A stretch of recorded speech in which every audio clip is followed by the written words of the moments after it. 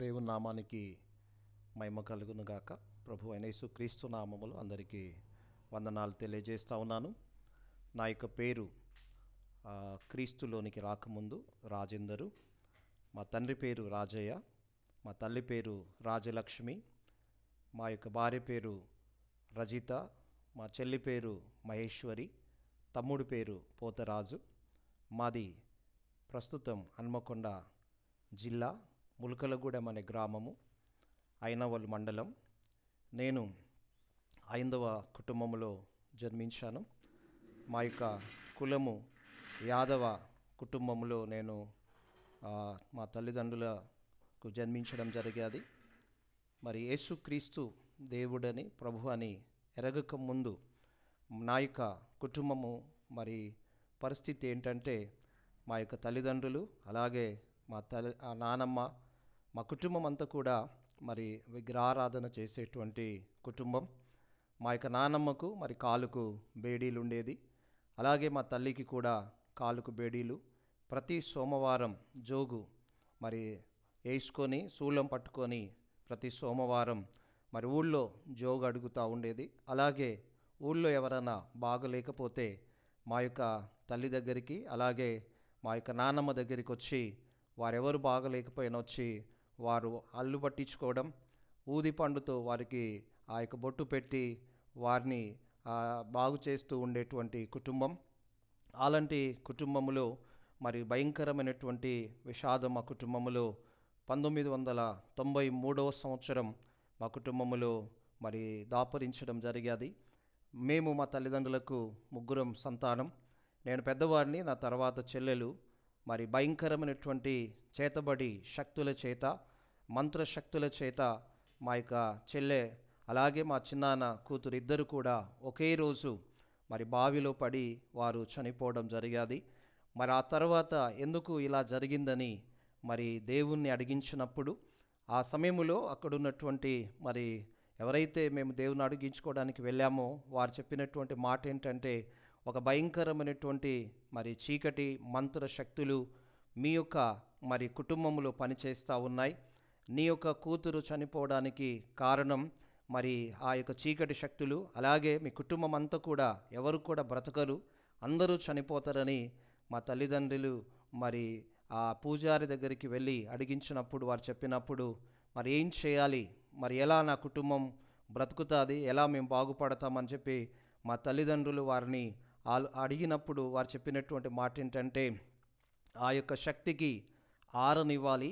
మరి భయంకరమైనటువంటి ఆ చీకటి శక్తి పోవాలంటే మరి గొర్రెను బలివ్వాలని చెప్పినప్పుడు మరి నర్సంపేట ప్రాంతము నుంచి ఒక మరి బంజారా బాబా వచ్చి అతడు ఏం చేశాడంటే, మరి గొర్రెను ఇంటి మీదకి తీసుకెళ్ళి దాన్ని బలిచ్చి ఆ యొక్క మరి బలి ఇచ్చిన తర్వాత ఆ యొక్క రక్తమును తీసుకొని మరి ఇంటి పైన అలాగే ఇంటి చుట్టూ ఇంట్లో మరి మా మీద ఆ యొక్క రక్తాన్ని ప్రోక్షించడం జరిగేది.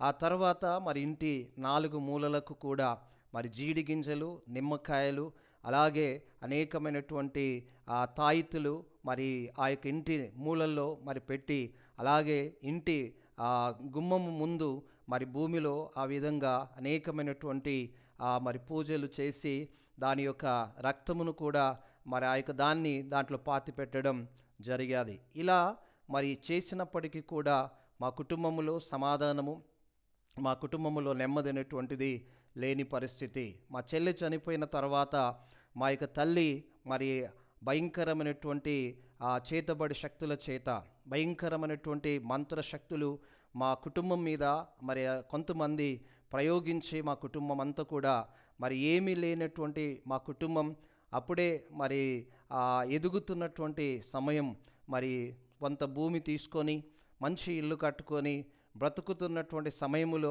ఆ సందర్భములో ఈ కుటుంబాన్ని ఎలాగైనా నాశనం చేయాలి, వీరు బ్రతకడానికి వీల్లేదని చెప్పి మరి దేవుని యొక్క సన్నిధికి రాకముందు కొంతమంది మా కుటుంబాన్ని అంతా కూడా నాశనం చేయాలనుకున్నారు. ఆ సమయంలో మా తల్లి మరి భయంకరమైనటువంటి మరి చేతబడి శక్తుల చేత మరి పిచ్చిలేసి అనేక నెలలు కూడా మరి తిరగడం స్టార్ట్ చేసేది. అలాంటి సిచ్యువేషన్లో మా తండ్రి గారు మా తల్లిని అనేక మరి దేవతల దగ్గరికి, దేవుళ్ళ దగ్గరికి, అనేక పూజార్ల దగ్గరికి, డాక్టర్స్ దగ్గరికి మా తండ్రి గారు తీసుకెళ్ళారు. అయినప్పటికీ కూడా ఎవరు కూడా రక్షించలేనటువంటి పరిస్థితి.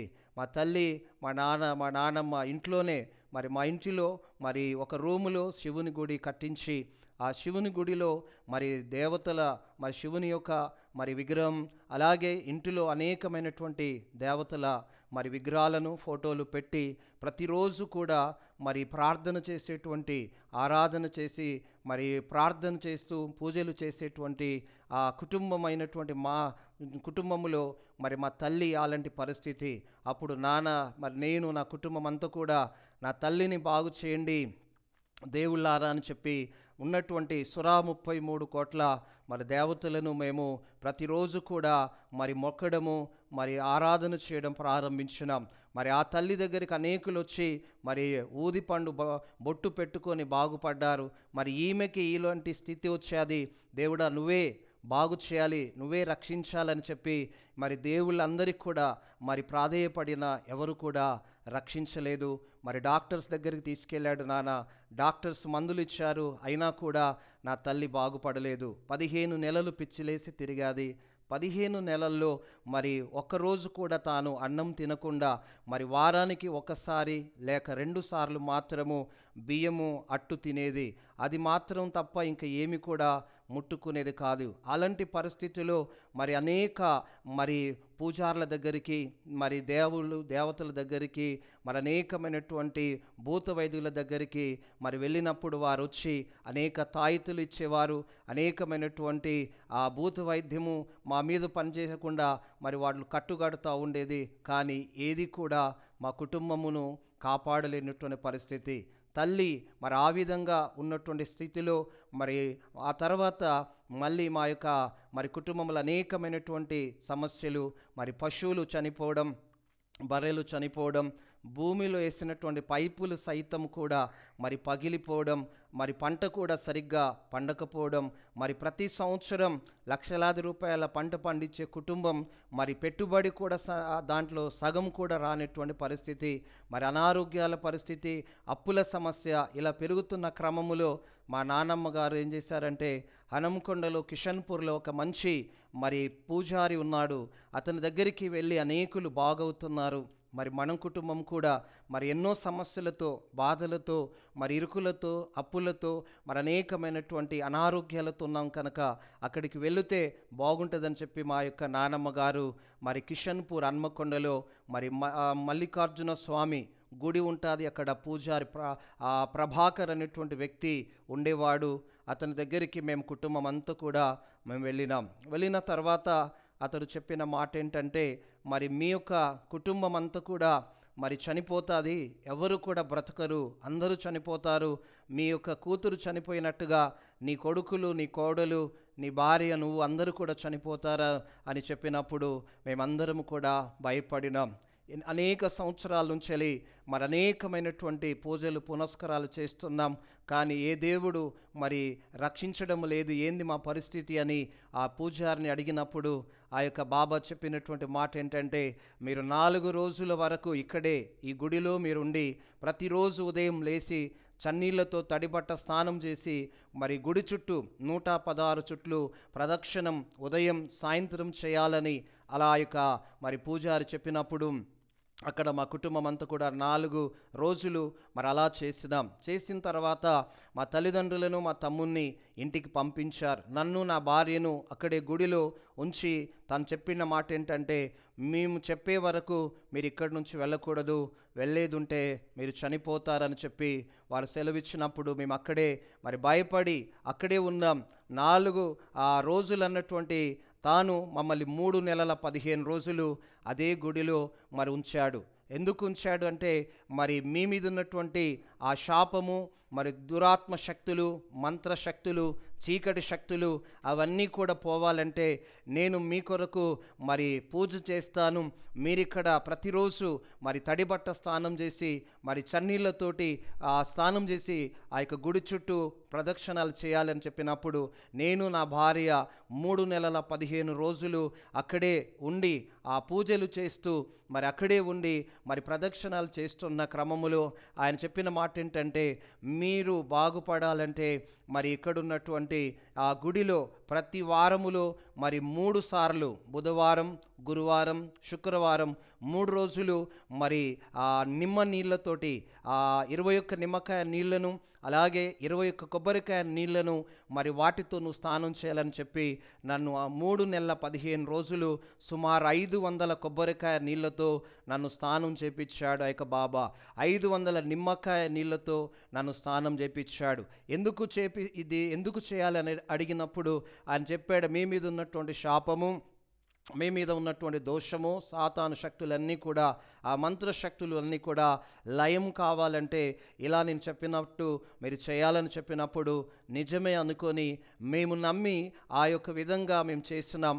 3 నెలల 15 రోజుల్లో మరి ఆ 500 కొబ్బరికాయ నీళ్ళతో స్నానం, 500 నిమ్మకాయ నీళ్ళతో స్నానం చేపించాడు.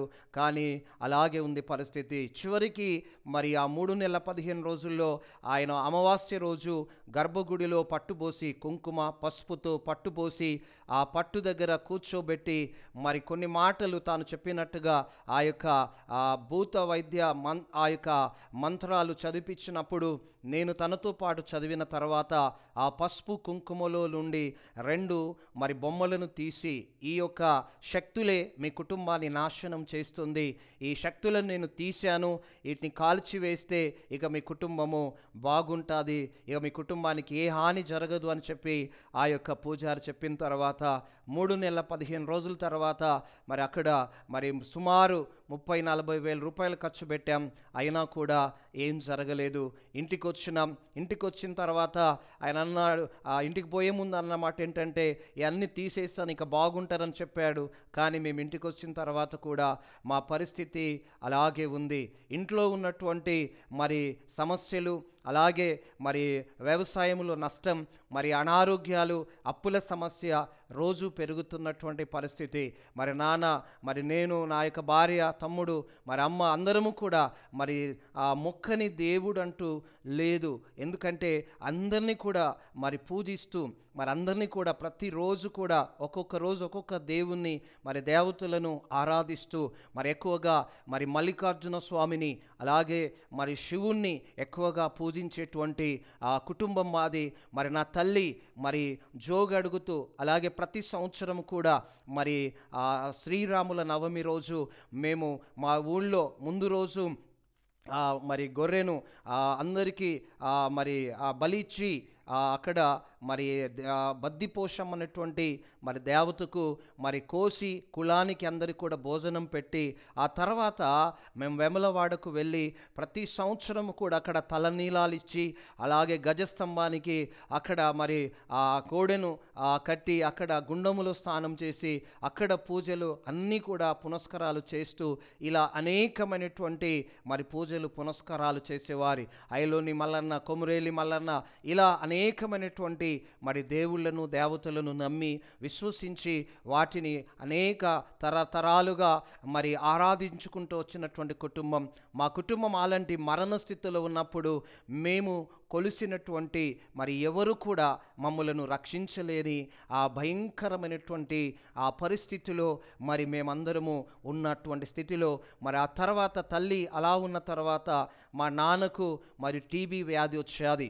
మరి టీబీ వ్యాధి వచ్చి 1 సంవత్సరం పాటు తాను మంచములోనే పడిపోయి మంచములో మరి ఆ అస్థి పంజరములాగా మా తండ్రి గారు దాంట్లో ఉండిపోయారు. అసలు మంచములో చూస్తే అసలు మనిషి ఉన్నాడా లేడా అనే విధంగా మరి అస్థి పంజరంలాగా మా తండ్రి గారు మారిపోయాడు. హన్మకొండలో బుచ్చిరెడ్డి అనేటువంటి టీబీ స్పెషలిస్టు డాక్టర్ ఉంటారు. తన దగ్గరికి తీసుకెళ్ళి మరి కోర్సు వాడిచాం. అయినప్పటికీ కూడా ఆ యొక్క మందులు కూడా మా నాన్నకు పని చేయలేదు. ఆయన చనిపోయే పరిస్థితిలో ఉన్నాడు. అలాగే తల్లి చనిపోయే పరిస్థితిలో ఉంది. మరి అలాంటి సమయములో అప్పులు పెరిగిపోతూ ఉన్నాయి. అప్పులు ఇచ్చినటువంటి వారు మరి వచ్చి మమ్మలను దూషించడం, మీరు చనిపోయే స్థితిలో ఉన్నారు, మా అప్పులు ఎవరు కడతారు, మీరు పని చేసే పరిస్థితి లేదు, మా అప్పులు ఎలా తీరుస్తారని అనేకులు వచ్చి మరి బూతు మాటలు తిడుతూ దూషిస్తూ మరి దుమ్మెత్తి పోస్తూ వెళుతున్నటువంటి పరిస్థితిలో మరి మేము ఎవరికి కూడా చెప్పుకున్న మా మాట వినేవారు లేరు. మా ఇంటికి కానీ మా యొక్క మరి ఇంట్లో కానీ ఎవరు కూడా మమ్మల్ని ఓదార్చడానికి, మమ్మల్ని ఆదరించడానికి ఎవరు కూడా కులస్తులు కానీ, బంధువులు కానీ, గ్రామస్తులు కానీ వచ్చి మమ్మల్ని ఎవరు కూడా పలకరించేవారు కాదు. అలాంటి సమయంలో ఒకవైపు ఆ తల్లి అనారోగ్యముతో, మరొకవైపు తండ్రి అనారోగ్య పరిస్థితిలో ఉన్నటువంటి పరిస్థితి. అలాంటి స్థితిలో అప్పటికి లక్షలాది రూపాయలు ఖర్చు చేశాం, కానీ ఎవరు కూడా మా యొక్క కుటుంబాన్ని రక్షించలేని పరిస్థితి. ఆ తర్వాత నా యొక్క మరి తమ్ముడు కూడా మరి భయంకరమైనటువంటి పరిస్థితిలోనికి వెళ్ళాడు. అతడు కూడా పిచ్చిలేసి మరి బట్టలు తీసేసి మరి నగ్నంగా మరి ఇంట్లో బయట తిరగడం అతడు ప్రారంభించాడు. మరి తల్లి ఒకవైపు, తండ్రి ఒకవైపు, అలాగే తమ్ముడు ఒకవైపు, ఇలాగూ అనేక సమస్యలు కుటుంబములో, అనేకమైనటువంటి బంధకాల చేత పీడించబడుతున్న సమయంలో అనేకులు అంటున్న మాట ఏంటంటే, ఇక వీళ్ళెవరు కూడా బ్రతకరిక, అందరూ కూడా చనిపోతారు, ఈ యొక్క కుటుంబం ఇక ఉండదు అని అనేకులు కూడా అనుకుంటున్నటువంటి పరిస్థితి. మరి తల్లి, తండ్రి, మరి తమ్ముడు, ఆ తర్వాత మా భార్య కూడా చనిపోయేటువంటి పరిస్థితి. మరి 30 సంవత్సరాల క్రితం మరి మా కుటుంబంలో అనేకమైన ఇబ్బందులు. నా భార్యకు మరి పిడుసు వ్యాధి వచ్చేది. మరి పిడుసు వచ్చి మరి ఎక్కడ పడితే అక్కడ కింద పడిపోతూ, నీళ్లున్నాయా, నిప్పులున్నాయా, అక్కడ బురదుందా, బండలున్నాయా అనేటువంటిది ఏది కూడా మరి ఆ జాస్ అనేటువంటిది ఉండేది కాదు. అలా పడిపోయి ఆ విలవిలలాడుతూ ఉండేది తన ప్రాణము. ఎప్పుడు చనిపోతాదో, ఎక్కడ పడతాదో అర్థం కాని పరిస్థితి. మరి తల్లి ఎక్కడ ఏమైపోతాదో తెలియని పరిస్థితి. నాన్న ఎప్పుడు చనిపోతాడో అతని యొక్క పరిస్థితి అలా ఉంది. తమ్ముడు ఏమైపోతాడో అనేటువంటి పరిస్థితి. ఇలా ఒక్కొక్కరుగా మరి అనారోగ్యాలకు గురైపోయి అనేకమైనటువంటి చీకటి శక్తులు మా కుటుంబాన్ని పీడిస్తూ నాశనం చేస్తున్నటువంటి క్రమములో అనేక మరి తీర్థయాత్రలకు వెళ్ళి అనేక పూజలు పునస్కారాలు చేశాం. డాక్టర్స్ దగ్గర తీసుకెళ్ళాం, తల్లిని తీసుకెళ్ళాం, నాన్నని తీసుకెళ్ళాం, తమ్ముని తీసుకెళ్ళాం, నా భార్యను తీసుకెళ్ళాం. మరి ఎవరు కూడా మరి బాగుపడలేటువంటి పరిస్థితి. లక్షల రూపాయలు ఖర్చు అవుతున్నాయి.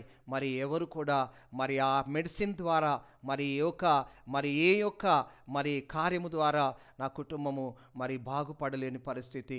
భయంకరమైనటువంటి మరణ స్థితిలో ఉన్నటువంటి నా కుటుంబము అలాంటి పరిస్థితులు ఉన్నప్పుడు ఎవరు కూడా మమ్మలను ఓదార్చడానికి కానీ, మరి బలపరచడానికి కానీ, మేమున్నాము అని అభయం ఇవ్వడానికి కానీ మా దగ్గరికి ఎవరు కూడా రాని పరిస్థితి. ఆ సమయంలో మరి కుటుంబం అనారోగ్యముతో ఉన్న పరిస్థితిలో మా కుటుంబమును మరి ఎవరైనా వచ్చి కొంచెం అన్నం వండి పెడితే బాగుండు, ఒక ముద్ద పెట్టేవారు ఉంటే బాగుండు అనేటువంటి పరిస్థితిలో మరి మా అమ్మమ్మ వచ్చి మరి మాకు వంట చేసి పెడుతున్నటువంటి క్రమములో మా అమ్మమ్మ వచ్చిన కొద్ది రోజులకే భయంకరమైనటువంటి అనారోగ్యానికి గురై మోషన్స్ అయి ఆమె కూడా చావు బ్రతుకుల్లోనికి ఆమె వెళ్ళిపోయాది.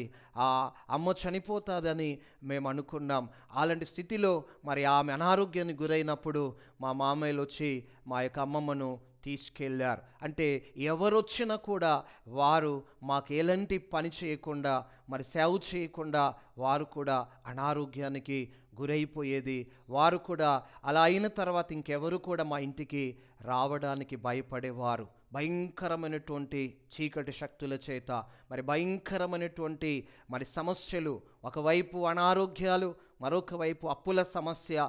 అలాంటి సిచ్యువేషన్లో మా నాన్న అంటున్నాడు అన్న మాట ఏంటంటే, ఇక ఈ ఊళ్ళో మనము ఉండకూడదు, మనకున్నటువంటి ఇల్లు, మనకున్నటువంటి భూమి అంతా కూడా అమ్ముకొని మనం ఈ గ్రామాన్ని విడిచి మరి వేరే ప్రాంతానికి వెళ్ళి ఎక్కడైనా కూలి నాలి చేసుకొని లేకపోతే ఎలాగైనా మనం బ్రతకొచ్చు.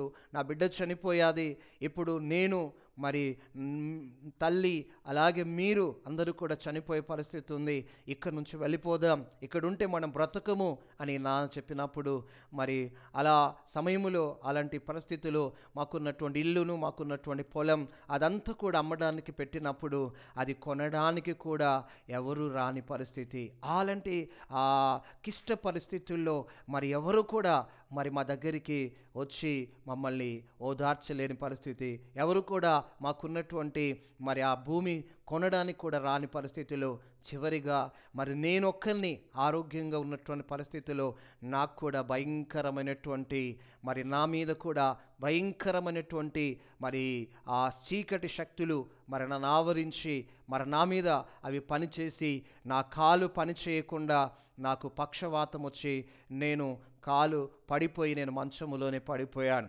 మరి 6 నెలల వరకు ఒకటి మరి అక్కడే చేసేవాడిని, మంచం పైన అలాగే అక్కడే ముఖం కడుక్కునేవాడిని, అక్కడే మరి ఆ పరిస్థితి లేవలేని స్థితిలో నేనుండిపోయాను. ఒకవైపు తల్లి పిచ్చిలేసి, ఒకవైపు తండ్రి టీబీ వ్యాధితోటి, ఒకవైపు భార్య మరి పిడుసు వ్యాధితోటి, ఒకవైపు మరి నేను అనగా కుటుంబం అంతా కూడా మరి ఆ మరణ స్థితిలో 5గురము కూడా మరణ స్థితిలో ఉన్నాం.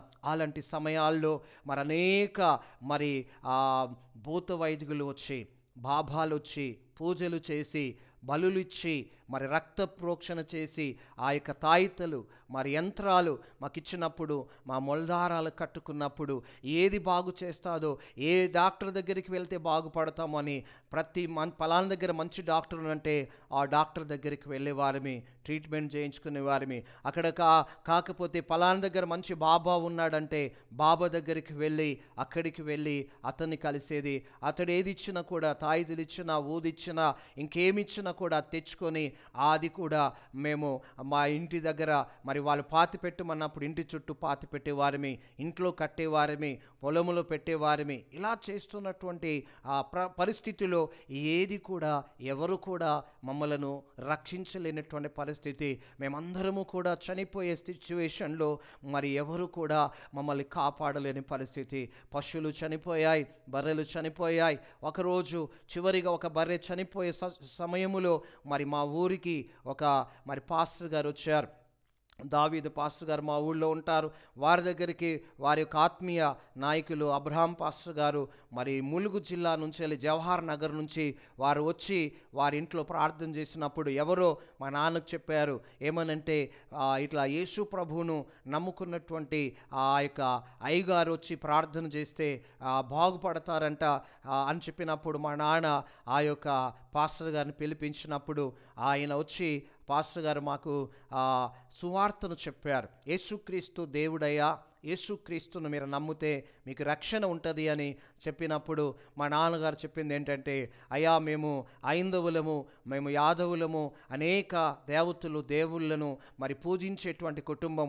యేసు ప్రభు అంటే అతడు వేరే మతానికి లేక వేరే దేశానికి చెందినటువంటి దేవుడు కనుక ఆ దేవుడు మాకొద్దయ్యా అని మా తండ్రి గారు ఆ పాస్టర్ గారు చెప్పినటువంటి మాటలను వినక అతన్ని పంపించే సమయంలో మరి చివరిగా ఒక బర్రె చనిపోయే స్థితిలో ఉంది. ఆ యొక్క బర్రెకు పాస్టర్ గారు చెప్పాడు, అయ్యా దేవుడు మీ కుటుంబాన్ని ప్రేమిస్తూ ఉన్నాడు. ఈ లోకములో ఎవరు నశించడం ఆయనకి ఇష్టం లేదయ్యా. మిమ్మల్ని మీ కుటుంబాన్ని రక్షించుటకు యేసు ప్రభువారు సామర్థ్యుడు అయ్యా.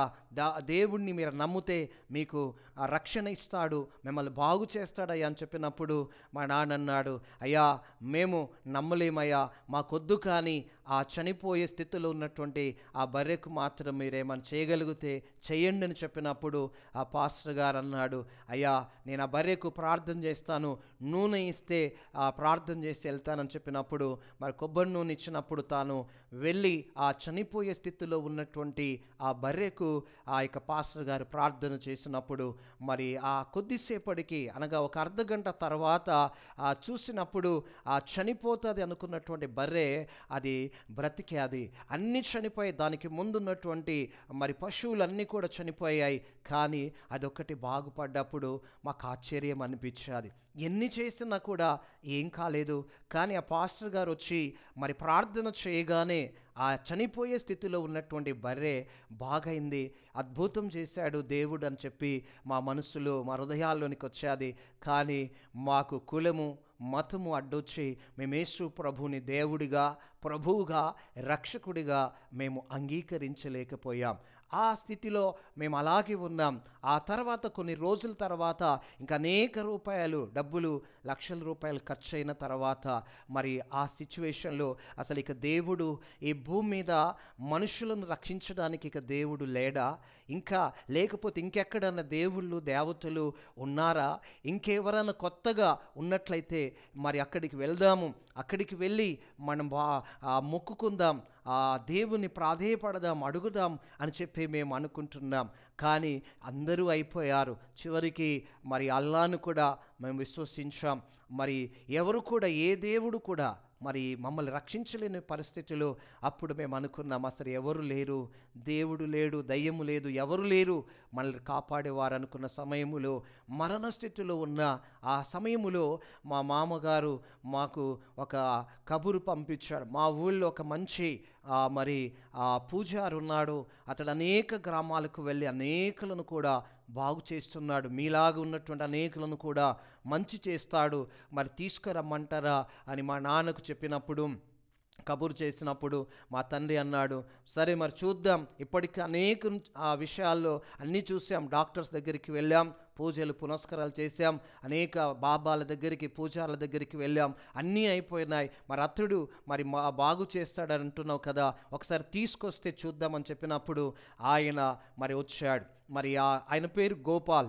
ఆయన చెప్పిన మాట ఏంటంటే, మరి మీరు బాగుపడాలి అంటే, మీరందరూ బ్రతకాలంటే మిమ్మల్ని పీడించేటువంటి ఆ చీకటి మంత్ర దురాత్మ శక్తులన్నీ కూడా, ఆ భయంకరమైనటువంటి శక్తులు మిమ్మల్ని విడిచిపోవాలి అంటే మరి అమావాస్య రోజు మీ కొరకు ప్రత్యేకంగా మరి పూజ చేయాలని చెప్పినప్పుడు, దానికి కావలసిన సామాన్లన్నీ కూడా చెప్పినప్పుడు మేము అన్నీ కూడా తెప్పించాం. మరి ఆయన వచ్చిన తర్వాత అమావాస్య రోజు అర్ధరాత్రి మరి మధ్యరాత్రి ఆ యొక్క అడవిలోనికి వెళ్ళి అక్కడ మట్టితో గద్దె వేసి అక్కడ చాట, చీపిరి, దువ్వెన, అద్దము, గాజులు, గవ్వలు, జీడి గింజలు, మరి కొబ్బరికాయలు, మరి కోడిగుడ్లు, ఇలాగూ అన్నీ కూడా తీసుకెళ్ళి మరి అక్కడ పట్టుపోసి, పసుపు కుంకుమతో పట్టుపోసి ఆ గద్దె ముందు ఇవన్నీ కూడా పెట్టి, ఆ తర్వాత బతికున్నటువంటి పంది కావాలంటే ఆ పందిని తెప్పించి పెట్టి, ఆ పంది తీసుకొచ్చి ఆ యొక్క మరి భూమి తవ్వి, మరి గుంత తవ్వి ఆ బ్రతికున్నటువంటి పందిని సజీవంగానే, అది చనిపోని పందిని ఆ యొక్క భూమిలో పాతిపెట్టి ఆ గద్దె దగ్గర అన్నీ చేసిన తర్వాత ఆ పూజలన్నీ, ఆ అర్ధరాత్రి అన్నీ కూడా ఆయన ముగించి మరి ఇంటికి వచ్చాడు. ఇంటికి వచ్చిన తర్వాత ఆయన అన్నీ చేశానయ్యా, మీరు ఇక నుంచి బాగుంటారు, మీకున్నటువంటి ప్రతి ఒక్క శాపము, మరి ప్రతి ఒక్క దోషము, మీ మీద ఉన్నటువంటి ప్రతి విధమైన చీకటి శక్తులన్నీ కూడా, మంత్రశక్తులన్నీ కూడా అన్నీ కూడా ఇక వెళ్ళిపోతాయి, ఏది కూడా పనిచేయదు. దానికి బతికున్నటువంటి పందిని మరి ఆ భూమిలో పాతి పెట్టాం, దానికి ఆహారం ఇచ్చాము కనుక అది మిమ్మల్ని ఇక నుండి ఏవి కూడా చెయ్యని చెప్పినప్పుడు మా నాన్న ఒక మాట అడిగాడు, అయ్యా నీ ఒక్కడివే కాదు, నీలాగా అనేకులు వచ్చి అనేక బలులు ఇచ్చారు, మేము ప్రతి రోజు అనేక పూజలు పునస్కారాలు చేస్తున్నాం, ప్రతి సంవత్సరం అనేక మరి ఆ తీర్థయాత్రలను వెళుతూ అన్నీ కూడా చేస్తున్నాం. ఏ దేవుడికి కూడా మేము ఏ దేవతకు కూడా తక్కువ చేయకుండా అందరినీ కూడా సమానంగా ఆరాధిస్తూ పూజిస్తూ అన్నీ చేస్తున్నాం. డాక్టర్స్ దగ్గరికి వెళ్తున్నాం, అన్నీ చేస్తున్నాం, కానీ ఎవరు బాగు చేయడం లేదయ్యా. మేము బ్రతుకుతామా, మేము చనిపోతామా? నా భార్య పరిస్థితి అలా ఉంది, నా కోడల పరిస్థితి అలా ఉంది, నా కొడుకుల పరిస్థితి అలా ఉంది, నా పరిస్థితి ఇలా ఉంది. ఒక్క కూతురుంటే, ఒక్కగాన కూతురుంటే ఆమె కూడా చనిపోయాది, అప్పుల పాలైపోయాను, ఏమీ కూడా మరి చేయలేని పరిస్థితి, మరి మరణ స్థితిలో ఉన్నాము. ఏం చేయాలయ్యా? మరి నువ్వు చేసినటువంటి ఆ పూజ ద్వారా, నువ్వు చేసినటువంటి ఆ యొక్క మరి కార్యము ద్వారా నా కుటుంబం బాగుపడుతుందా అని చెప్పి రెండు చేతులు ఇలా ఆ మంచములో పడి జోడించి ఆయన కడుగుతున్న సమయంలో ఆయన రెండు మాటలు చెప్పాడండి. ఒక మాట ఏంటంటే, నేను చేయవలసిన అన్నీ కూడా చేశాను, ఒక డేటు ఆ డేట్ వరకు మీరు బాగా అవుతారు, అందరూ కూడా మంచిగా అవుతారు అని చెప్పినాడు. రెండవ మాట ఏం చెప్పాడు అంటే, ఇది గనక ఆ డేట్ వరకు కనుక మీరు బాగుపడకపోతే, ఆ డేట్ వరకు మీ కుటుంబంలో మార్పు రాకపోతే, మీ కుటుంబంలో ఇలాంటి పరిస్థితి ఉన్నట్లయితే ఇక ఎవ్వరు కూడా మిమ్మల్ని బాగు చేయరు. అంటే ఆయన భయంకరమైనటువంటి పెద్ద భూత వైదికుడు, భయంకరమైనటువంటి మంత్ర విద్య కలిగినటువంటి గొప్ప వ్యక్తి. ఆ మాట చెప్పినప్పుడు మా హృదయములో భయం కలిగాది. ఎందుకంటే ఇక ఆ డేట్ అయిపోయే వరకు బాగుపడితేనేమో మనం బ్రతికినట్టు, ఆ డేటు దాటిందంటే ఇక మనల్ని కాపాడే నాదుడు లేడని ఆ పూజారి చెప్పినప్పుడు మేము భయపడి మరందరము కూడా ఇక చనిపోతామేమో, ఇక మనల్ని కాపాడే నాదుడు ఈ భూమి మీద ఎవరు లేరేమో అని అలాంటి మరి బాధలో, దుఃఖములో ఏడుస్తూ అనేకమైనటువంటి మరి కష్టాల చేత, శ్రమల చేత, భయంకరమైనటువంటి అప్పుల చేత బాధపడుతున్నటువంటి పరిస్థితిలో ఆ పూజారి ఆ బాబా చెప్పి తాను వెళ్ళిపోయాడు. వెళ్ళిపోయిన తర్వాత ఆ డేటు కొరకు మేము చూస్తూ ఉన్నాం. ఆ డేటు దగ్గరికి వస్తూ ఉంది, బాగుపడతాం, ఇంకా 10 రోజులుంది, 5 రోజులుంది, ఇలా 3 రోజులుంది, 2 రోజులుంది, ఇక రేపు బాగుపడతామేమో ఆశపడుతూ ఉన్నాం. ఎందుకంటే మరి భయంకరమైనటువంటి మరి శక్తుల చేత పీడించబడుతున్నాం. తిండి కూడా మా ఒంటికి పట్టే పరిస్థితి కాదు. మరి ఎవరు కూడా ఆరోగ్యంగా లేము, ఎవరు కూడా ఒకరికి ఒకరు సేవ చేసే పరిస్థితి లేదు. అలాంటి మరణ స్థితిలో మేము బ్రతుకుతున్నటువంటి పరిస్థితి. ఆయన చెప్పినటువంటి ఆ యొక్క భూత వైదికుడు చెప్పినటువంటి ఆ డేటు వచ్చేది, డేటు కూడా అయిపోయాది. కానీ మాలో ఎవరిలో కూడా ఎలాంటి మార్పు రాలేదు. అలాంటి సమయంలో మేము అనుకున్నాం, ఇక మనల్ని బ్రతికించే వారెవరు లేరు, ఇక మనల్ని కాపాడే వారెవరు కూడా ఈ భూమి మీద లేరు. ఇక మనం అందరము కూడా చనిపోవలసిందే, ఇక మనము బ్రతకం అని నా తండ్రి, నేను, నా భార్య, తమ్ముడు అందరము కూడా తల్లి భయంకరమైనటువంటి దుఃఖ సముద్రములో మునిగిపోయినటువంటి పరిస్థితులు ఒక మాట ఆ భూత వైద్యుడు వెళుతూ మాతో చెప్పిన మాట ఏంటంటే, నా డేటు అయిపోయిన తర్వాత కూడా మీరు బాగుపడకపోతే ఒక్కరున్నారు మిమ్మలను రక్షించడానికి, ఒకరున్నారు మిమ్మలను బాగు చేయడానికి, ఒకరున్నారు మీకున్న బంధకాల నుండి విడిపించడానికి, ఒకరున్నారు. ఆ ఒక్కడు ఎవరు అంటే యేసుక్రీస్తు ప్రభు అని ఆయన పోతూ మాకు యేసు ప్రభు గురించి చెప్పి, ఆ మంత్ర విద్య కలిగినటువంటి భయంకరమైనటువంటి ఆ యొక్క వ్యక్తి ఆ మాట చెప్పి వెళ్ళిపోయాడు. అంతకు ముందు కొన్ని రోజుల క్రితం పాస్టర్ గారు వచ్చి మా ఇంట్లో ప్రార్థన చేసిపోయాడు, సువార్త చెప్పి నమ్మలేదు. చివరికి దేవుడు అద్భుతముగా ఈ భూత వైద్యుడి ద్వారా యేసు ప్రభు గురించి, తన గురించి తాను ఆయన ద్వారా మాకు తెలియజేశాడు. ఆ డేట్ అయిపోయిన తర్వాత ఆ మాటలు గుర్తొచ్చాయి. ఇక మనకు మిగిలి ఉంది ఒక్కరు మాత్రమే. ఆ ఒక్కడు యేసు ప్రభు. దేవుడైతే, ఆయన రక్షకుడైతే, మనల్ని రక్షించే నాదుడైతే ఆయనను నమ్ముదాం. లేదంటే ఆయన మనల్ని రక్షించకపోతే, బాగుపడకపోతే అందరము కూడా ఆయన సన్నిధిలోనే, ఆ మందిరములోనే అందరము కూడా చనిపోదాం. ఇక మనమైతే బ్రతికే పరిస్థితి లేదు. ఎందుకంటే అందరము కూడా ఉన్న 5గురం మరణ స్థితిలో ఉన్నాము కనుక మనం ఇక బ్రతకం అని చెప్పి 95 నవంబర్ మాసములో యేసుక్రీస్తే దేవుడని, యేసుక్రీస్తే ప్రభు అని ఆయనను మేము విశ్వాసం ఉంచాం. అన్నీ నమ్మాం, అన్నీ చేశాం. ఎవరినో బాధ పెట్టడానికో కించపరచడానికో కాదు. ఈ మాటలు స్వయాన నేను, నా కుటుంబం అనుభవించి ఆ సిచ్యువేషన్లో నుంచి, ఇలాంటి పరిస్థితుల గుండా మేము వచ్చామనే విషయాన్ని అనేకులు తెలియాలని, అనేకులు సత్యము గ్రహించాలని, అనేకులు విని రక్షించబడాలనే ఆశ, తపన తప్ప ఇక వేరే ఉద్దేశము కాదు. అలాంటి సమయములో మేము 95 సంవత్సరం ప్రభువును విశ్వసించినప్పుడు మా ఊళ్ళో మరి గోవర్ధన్ రెడ్డి అలాగే రాజమ్మ గారు వచ్చి మా కొరకు మా ఇంటిలో వారు వచ్చి ప్రార్థన చేశారు. ప్రార్థన చేసినప్పుడు మా జీవితములో ఆ క్షణము నుంచి దేవుడు మా జీవితాల్లో తన కార్యం చేయడము ప్రారంభించున్నాడు. మొట్టమొదటిగా మరి ఆ యేసయ్యను మేము నమ్ముకుంటున్నటువంటి సమయంలో వారిని పిలిపించినప్పుడు వారు వచ్చి ప్రార్థించినప్పుడు నా మొల్దారానికి పంచలోహ హనుమాన్ బిల్ల మరి ఉండేది. ఆ యొక్క మరి మొల్దారం తెగిపోయి ఆ బిల్ల ఎక్కడ పోయిందో నాకు తెలియదు. అప్పుడు నాకు అనిపించింది, యేసు క్రీస్తు ప్రభులో ఏదో ఒక గొప్ప మహత్యము, ఏదో ఒక గొప్ప శక్తి ఉంది అని నేను విశ్వసించడం స్టార్ట్ చేశాను. నా తల్లిదండ్రులు మరి నా కుటుంబం అంతా కూడా నమ్మడం స్టార్ట్ చేసినాం.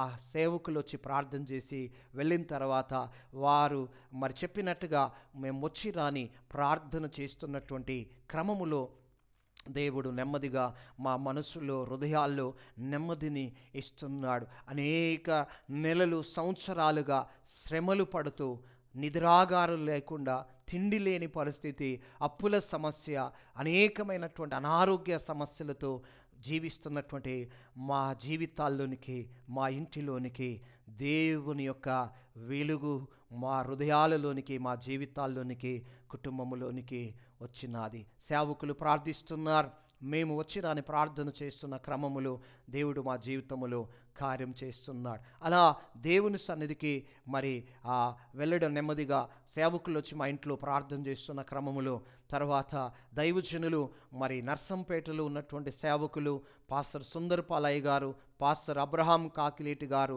మా కుటుంబం కొరకు ప్రత్యేకంగా ఉపవాసాలుండి ప్రార్థన చేసినప్పుడు దేవుని సన్నిధిలో దేవుడు అద్భుతంగా మా కుటుంబం మీద పనిచేస్తున్నటువంటి భయంకరమైనటువంటి ఆ చీకటి మంత్రశక్తుల నుంచి దేవుడు అద్భుతముగా మరి కుటుంబానికి విడుదలనిచ్చాడు. మరణ స్థితిలో ఉన్నటువంటి నా కుటుంబాన్ని దేవుడు ఒక్కొక్కరిని తన కృపలో జ్ఞాపకం చేసుకొని మాకున్నటువంటి ఆ యొక్క భయంకరమైన చీకటి మంత్రశక్తుల నుండి విడిపిస్తూ దేవుడు మరి మా జీవితాల్లో తన కార్యం చేయడం ప్రారంభించాడు. మరి దేవుని సేవకులు చెప్పినట్టుగా మేము ప్రార్థించినప్పుడు మరి వారు మా కోసం ఉపవాసం ఉండడం, మేము కూడా వచ్చి రాని ప్రార్థన చేస్తున్నప్పుడు ఉపవాసాలుండి ప్రభు సన్నిధిలో మేము ప్రార్థన చేసినప్పుడు దేవుడు అద్భుతంగా నా తల్లికున్నటువంటి 15 నెలలు పిచ్చిలేసి తిరిగిన నా తల్లిని, 15 నెలలు అన్నము తినని నా తల్లిని ఈ లోకములో ఎవరు కూడా బాగు చేయలేదు, ఎవరు నా తల్లిని స్వస్థపరచలేదు,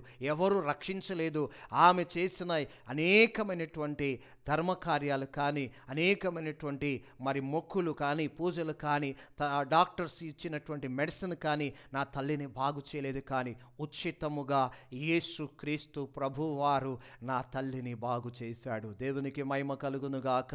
హల్లెలూయా. మరి దేవుడు అద్భుతముగా నా తల్లిని విడిపించాడు. 30 సంవత్సరాల క్రితం చనిపోవలసిన నా తల్లి ఈరోజు నా తల్లి బ్రతికి ఉంది, సజీవురాలుగా ఉంది.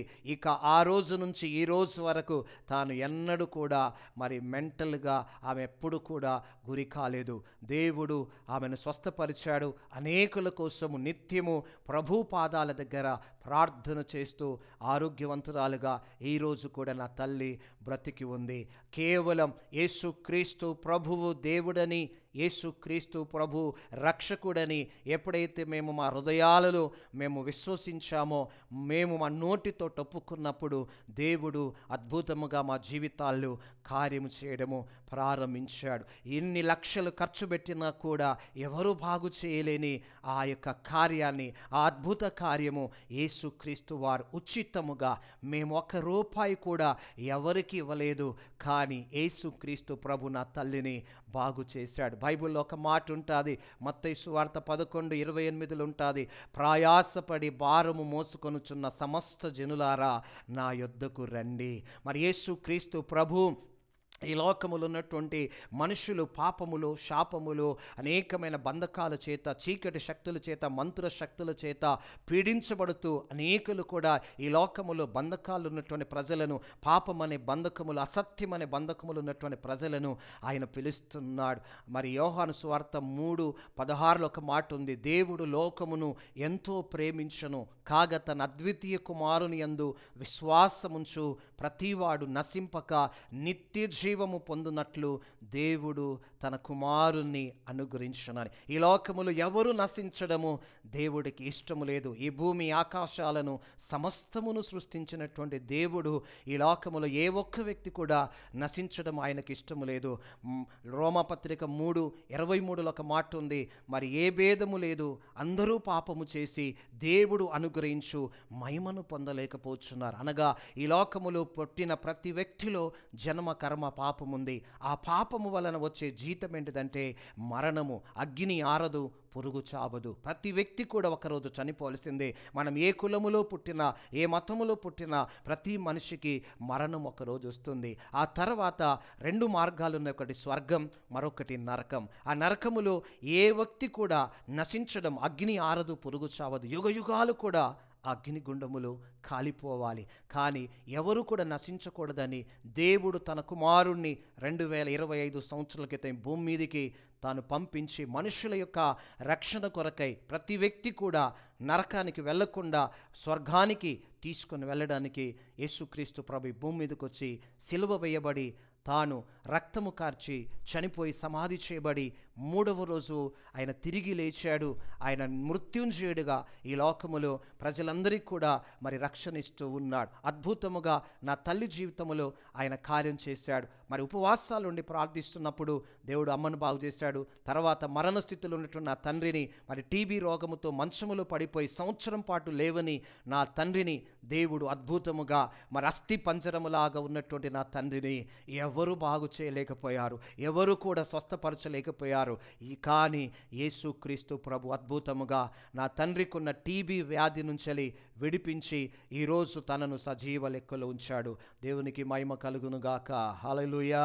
కనుక దేవుడు అద్భుతముగా తండ్రిని స్వస్థపరిచాడు. బైబిల్లో ఒక మాట ఉంది, నిన్ను స్వస్థపరచు యెహోవాను నేనే అని ప్రభు సెలవిచ్చారు. కనుక అద్భుతంగా నా తండ్రిని బాగు చేశాడు. ఆ తర్వాత నా భార్య పిడుసు వ్యాధితో భయంకరంగా, మరి నీళ్లలో నిప్పులు, మరి బండ బురద అని తేడా లేకుండా ఎక్కడ పడితే అక్కడ పడిపోయే స్థితిలో ఉన్న తనను యేసుక్రీస్తు ప్రభు అద్భుతముగా నా భార్యను స్వస్థపరిచాడు.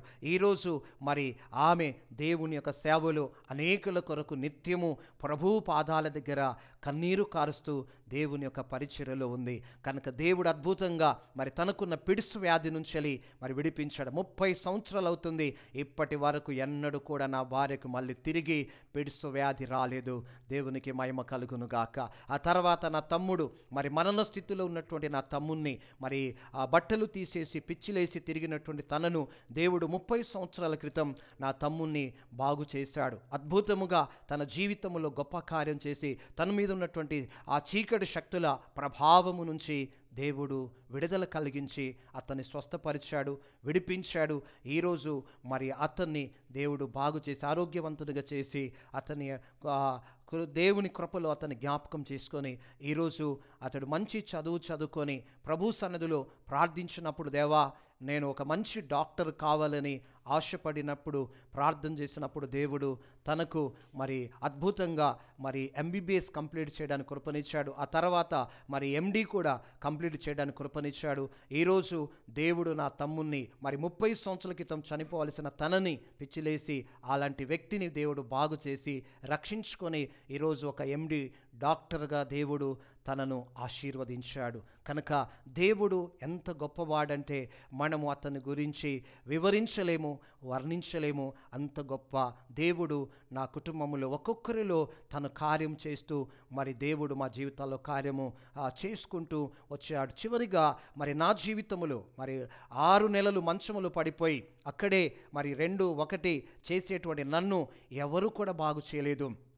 ఏ యొక్క మరి తాయితులు, ఏ యొక్క మరి ప్రార్థనలు, ఏ యొక్క పూజలు, ఏ యొక్క మరి బలులు అర్పించిన ఏది కూడా నా కుటుంబాన్ని నన్ను బాగు చేయలేదు. కానీ యేసుక్రీస్తు ప్రభు మరి అద్భుతముగా మరి నా జీవితంలో గొప్ప కార్యం చేశాడు. ఒకరోజు యేసు ప్రభు దగ్గరికి పక్షవాయు గల వ్యక్తిని మరి 4 మోసుకొని వచ్చినప్పుడు ఆయన ముందు దించినప్పుడు, నా కుమారుడ నీ పాపములు క్షమించబడ్డాయి అని చెప్పి మరి నీ పరుపు ఎత్తుకొని వెళ్ళిపో అని చెప్పినప్పుడు ఆ వ్యక్తి వెంటనే మన తన పరుపెత్తుకొని అందరి ముందు లేచి నడిచిపోయినట్టుగా యేసుక్రీస్తు ప్రభు పక్షవాతముతో ఉన్నటువంటి నన్ను ఎవరు బాగు చేయలేదు, కానీ యేసయ్య అద్భుత రీతిగా నన్ను బాగు చేశాడు.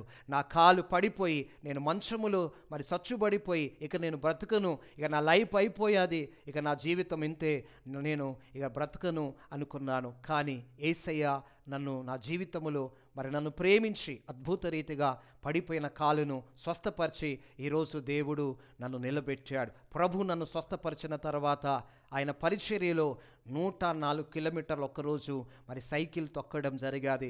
నేను ఇప్పుడు వికలాంగుడిగా లేను.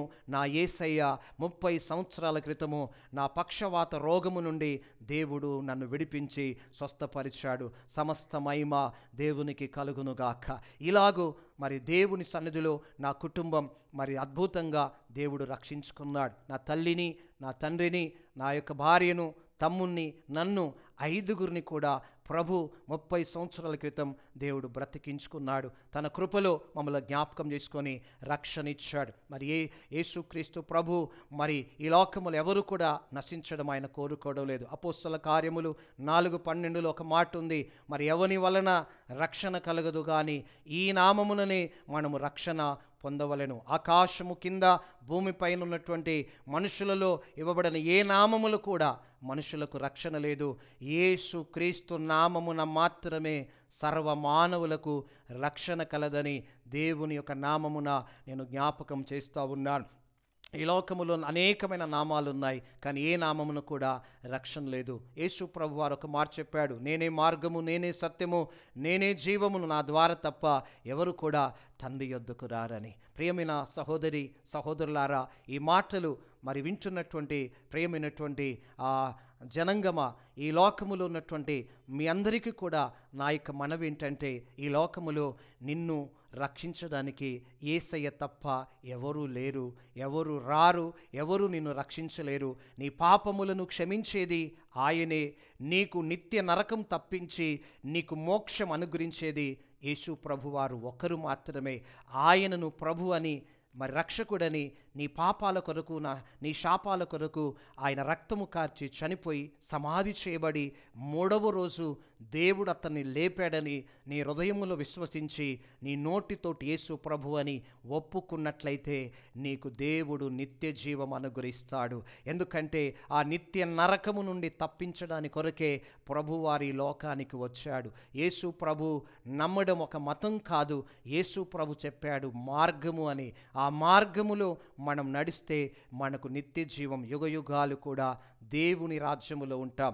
యేసుక్రీస్తు ప్రభు ఈ విధముగా నా కుటుంబాన్ని మరి రక్షించుకొని మరి దేవుడు అద్భుతంగా మమ్మల్ని సజీవ లెక్కలో ఉంచాడు. ఈరోజు మరి దేవుని యొక్క పరిచర్యలో మరి నా కుటుంబములాగా ఈ లోకములు ఎంతోమంది అనేక కుటుంబాలు మరి హాస్పిటల్కు వెళ్ళి చూయించుకోలేని పరిస్థితుల్లో ఉన్నటువంటి నిరుపేదలు, అనేక దీనస్థితిలో ఉన్నటువంటి ప్రజలు, మరి ఎంతోమంది పాపములు, అసత్యములు, చీకటిలో ఉన్నటువంటి ప్రజలు ఎంతోమంది కొట్టుమిట్టాడుతున్నారు. అలాంటి ప్రజలకు దేవుడు నా యొక్క సువార్తను ప్రకటించండి, మిమ్మల్ని ఎలాగూ బ్రతికించానో, ఎలాగూ మిమ్మల్ని రక్షించానో, ఎలాగూ మిమ్మల్ని స్వస్థపరిచానో అలాగూ నేను అనేకుల జీవితాల్లో నేను కార్యం చేస్తాను చెప్పినప్పుడు మరి దేవుడు చెప్పిన మాట విని ఆయన మా జీవితంలో చేసిన అద్భుతాలు, మరి దేవుడు చేసిన కార్యాలను చూసి లక్షలాది రూపాయల అప్పు సమస్య నుంచి విడిపించాడు. అనారోగ్య పరిస్థితి నుండి, బంధకాల నుంచి విడిపించినప్పుడు మేము దేవుని యొక్క సువార్తను అనేకులకు ప్రకటిస్తూ దేవుని యొక్క పరిచర్యలో మేము ముందుకు వెళుతున్నాం.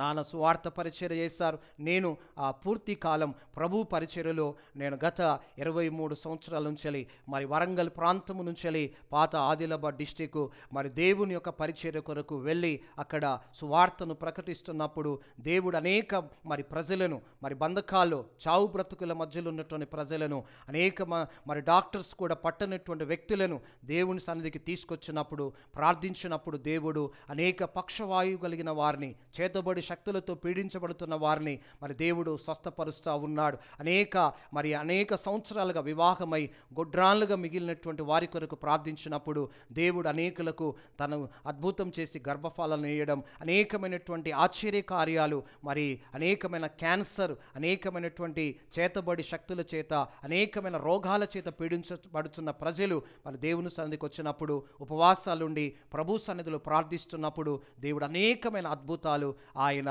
నేటికి మరి తన యొక్క మరి సేవలో మమ్మలను వాడుకుంటున్నాడు, అద్భుతాలు చేస్తూ ఉన్నాడు. మరి దేవుని కృపను బట్టి దేవుడు మమ్మల్ని రక్షించుకున్నాడు, మరి విడిపించి స్వస్థపరిచాడు, మమ్మల్ని దీవించాడు, లక్షలాది రూపాయల అప్పు సమస్య నుంచి విడిపించాడు.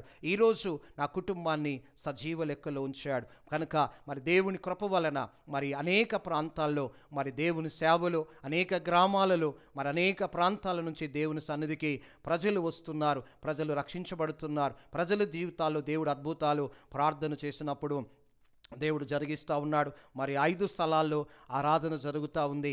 మరి దేవుడు ఈ విధంగా నా జీవితంలో, నా కుటుంబములో దేవుడు గొప్ప కార్యాలు చేశాడు. ఈ లోకములో ఎవరు చేయని కార్యము యేసుక్రీస్తు ప్రభువారు ఒక్కరు మాత్రమే మా కుటుంబములో మరి దేవుడు కార్యం చేశాడు.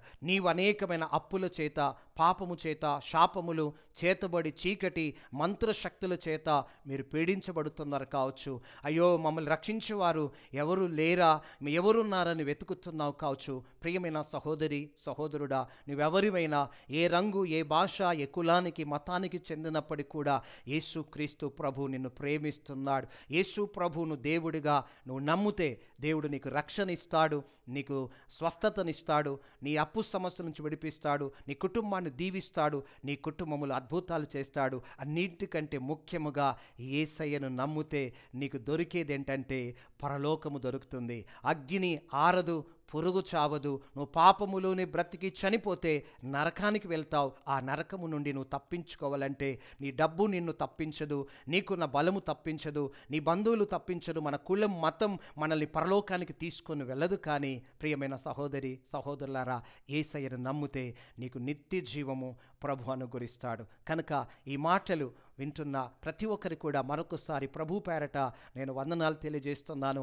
మరి దేవుడు ఈ విధంగా నా కుటుంబాన్ని రక్షించుకొని మరి దేవుడు మమ్మల్ని దీవించి తన పరిచయలో వాడుకుంటున్నాడు. కనుక ఇప్పుడు నా పేరు క్రీస్తులో మరి ఇస్సాకుగా దేవుడు నన్ను మరి ప్రేమించి ఒక పేరునిచ్చాడు. మా కొరకు, మా కుటుంబము కొరకు, పరిచర్య కొరకు అందరూ కూడా ప్రార్థన చేయాలని ప్రభు పేరట నేను వందనాలు తెలియజేస్తున్నాను. దేవుడి మాటలు దీవించి ఆశీర్వదించునుగాక. ఆమేన్.